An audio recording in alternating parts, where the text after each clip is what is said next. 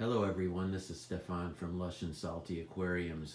You're looking at my 10-gallon aquarium with a massive piece of awesome driftwood anchoring its center like a big old oak tree, and embedded within it are countless popular, easy to grow aquatic plants. You see Anubias, you see Crypts, you see more Anubias, and then there's moss populating a lot of these upper branches, like right there for shrimp and what have you to congregate in. And up here, I have plants that are growing up and out. There's a long tendril growth, which I keep on having to pull and clip. And then there's this great kind of spidery fern, I guess. I don't know the technical names, I'm sorry. I did what I'm recommending you do. I went to a nursery, bought a bunch of little plants for a couple bucks each, and just took my chances embedding them in the top of this driftwood. The ones that stuck and grew are the ones that stayed, and the others just kind of got pulled and chucked. I put some air plants up along the exposed pieces, which I occasionally spritz with water. And then I have two El Cheapo Nano lights anchored to the back. I have two, not because I need two technically for this size, one would be enough, but because of all this wood and plant growth, I have frog bit and duckweed as well. It just takes that much even to get a modest amount of light down here. And fortunately, the creatures that I have, these great high fin tetras, and a little fraternity of guppies, and there might be a couple pea puffers in here. Evidence is the dead snail shells, but I hardly ever see them. I think they're in here though. Originally this was to be a biotope specifically for Indian pea puffers, and that was awesome and they were happy, but I never saw them, so I got bored and I added other fish and just hoped for the best, and the best is what I got. I love how this big piece of driftwood, about $25 for the whole piece, it was on the floor at a local fish store. I just got it, put it in a bucket, hosed it down, let it sit for a few days, hosed it down again, and then plopped it in. Even if it wasn't totally sinking, it was so big that it essentially just occupied the tank.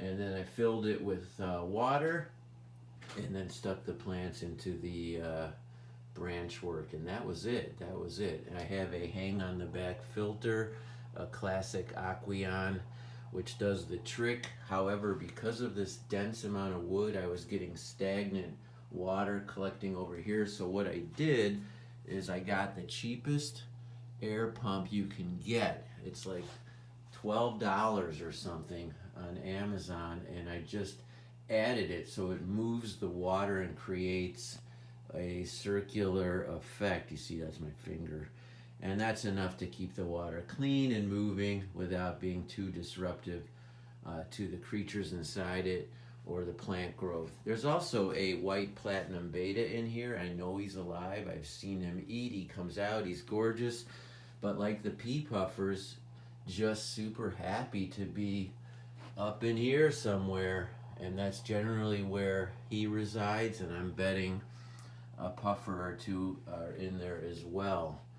So I know this tank is a popular one in my household. People seem to dig it because it's unusual. It has the growth coming from outside of it.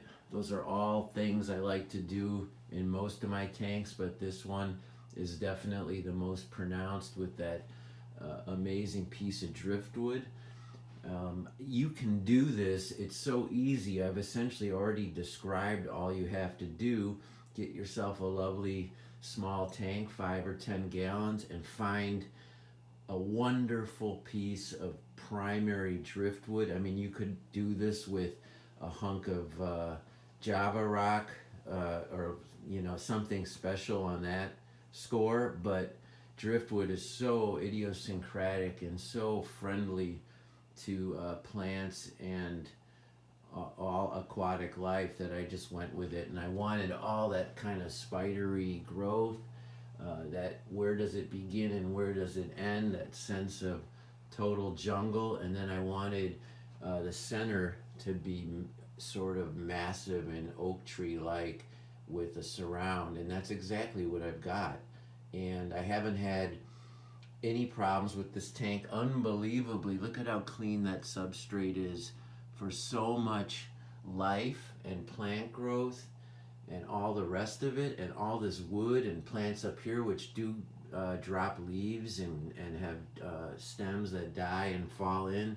Despite all that, I have very clean water and an incredibly immaculate substrate. So it all can be done.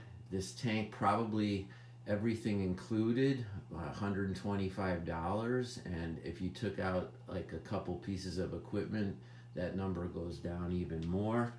And the plants are all very common. There's just simply nothing in here that's remarkable except for the overall effect. And that's what I love about this hobby. You can achieve awesome environments, wildly different than the ones you imagine at first, like that first tank you had when you were a kid with, oh wait, what was it? A SpongeBob character, a couple plastic plants. I mean, this is two or three times more difficult to maintain than that, but we're basically starting from zero maintenance and a piece of junk to a really high-end experience for both me and people that view it, and most importantly, the creatures within it. So very obtainable, so very fun, and I hope you agree. So let me know what you think, comments, questions. I love to hear from you guys, and as usual, always keep your hands in the tank. Ciao for now.